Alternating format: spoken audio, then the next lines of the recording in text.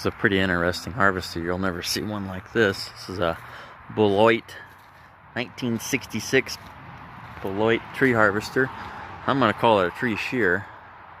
If you look at the head, you notice it doesn't have a hot saw or chain with a bar come out. It's basically a shear.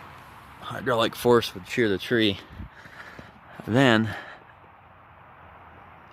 modern guys would call that a stroker, but apparently this machine was able to do around 400 to 500 trees a day. So it's got a cat in it. You see up there. What a cool old machine.